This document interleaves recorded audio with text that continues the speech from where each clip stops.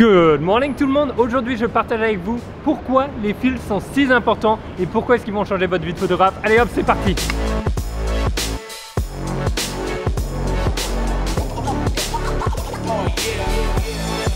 Bienvenue dans un nouvel épisode. Alors comme promis, on va parler filtres. Je vais vous expliquer tout sur les filtres. Je veux que cette vidéo soit la seule vidéo que vous ayez à regarder pour tout savoir sur les filtres.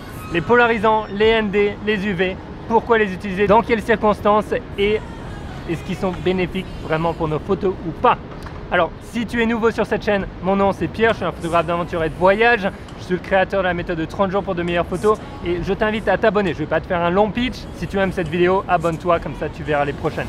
Alors c'est parti, commençons par mes filtres préférés, les filtres polarisants. Alors les filtres polarisants, tout simplement, ils sont top pour trois raisons. Premièrement, ils te permettent de couper la réflexion de la lumière sur plein de surfaces. Deuxièmement, ils augmentent un petit peu la saturation des couleurs. Et troisièmement, ils te permettent d'avoir des bleus profonds dans le ciel.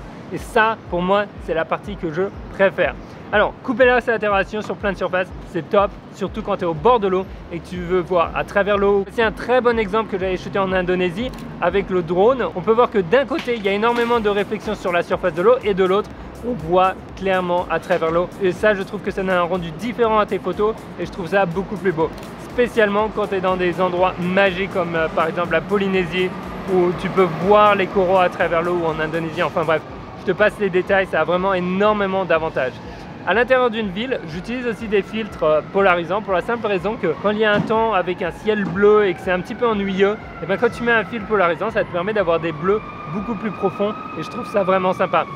Alors il y a un petit danger avec les filtres polarisants, spécialement quand tu les utilises au coucher du soleil ou au lever du soleil. Ce qui se passe quand on shoot avec un grand angle et un fil polarisant, le ciel n'est pas uniforme. C'est-à-dire qu'il y a une partie du ciel qui est plus éclairée, les rayons se reflètent différemment et ce qui se passe, c'est que quand tu vas venir utiliser ton fil polarisant, et ben tu vas avoir un espèce de dégradé dans le ciel, ce qui peut être un petit peu déstabilisant. Donc plus ton angle est large et plus tu vas avoir ce problème. Donc fais attention, si jamais tu veux utiliser un fil polarisant à ces heures-là, peut-être que tu vas utiliser un objectif qui te permet de zoomer un petit peu plus plutôt qu'un grand angle. Donc c'est juste un petit truc auquel il faut faire attention selon moi. Et aussi ça, comme j'ai dit, ça augmente la saturation, ce qui n'est pas toujours un bon avantage. Et dernier désavantage, c'est que si tu achètes un fil polarisant qui n'est pas cher, et ben tu peux avoir des artefacts qui sont un petit peu bizarres, par exemple les contrastes qui sont trop augmentés, la saturation qui est un petit peu bizarre. Donc fais attention, n'achète pas les trucs les moins chers sur le marché parce que selon mon expérience, c'était pas top. Alors maintenant, on va parler d'un deuxième type de filtre, le filtre ND. Alors le filtre ND, c'est simplement un filtre à densité neutre. Alors à quoi ça sert un filtre à densité neutre? J'arrive même pas à le dire. Filtre à densité neutre.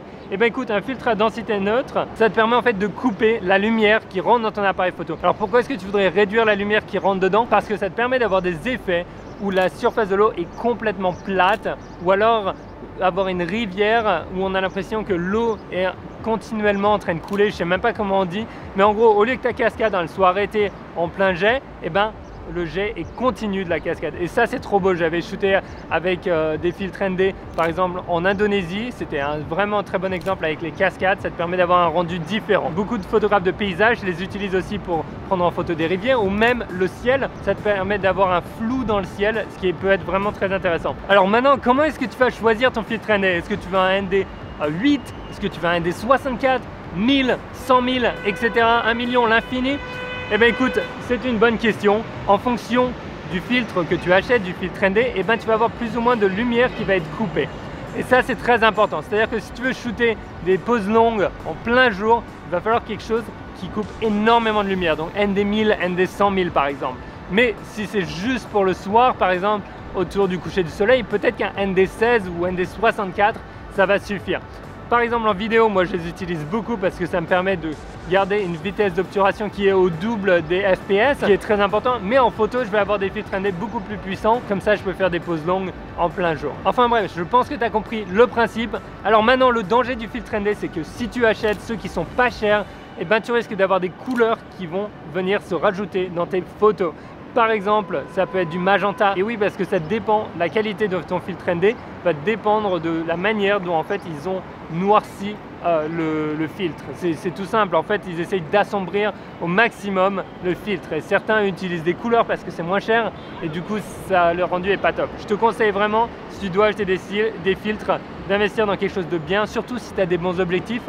Il n'y a aucune raison pour laquelle tu achèterais des bons objectifs et tu mettrais un filtre pourri par-dessus. Enfin ça c'est juste mon opinion. Bon alors je sais pas si tu as pris des notes, mais il y a un tas d'informations aujourd'hui.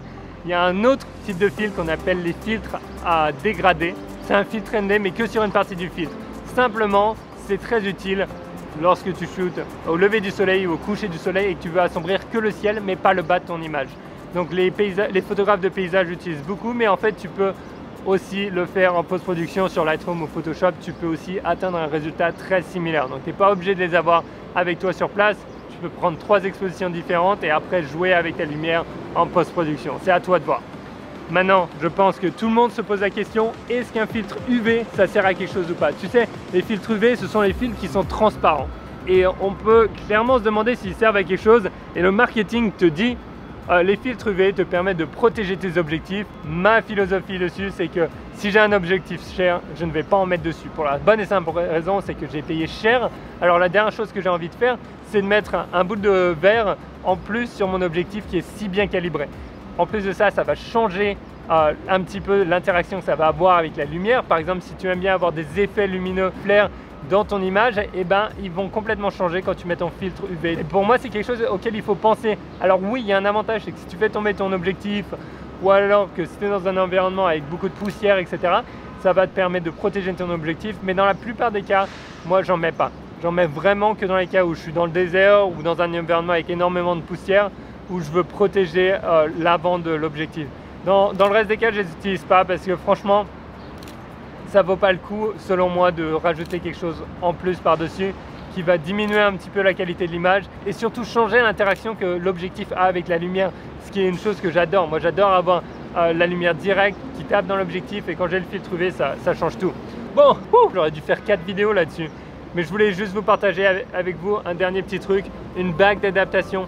Une bague d'adaptation, c'est tout simple, ça te permet d'adapter des filtres qui sont beaucoup plus gros sur des objectifs qui sont plus petits.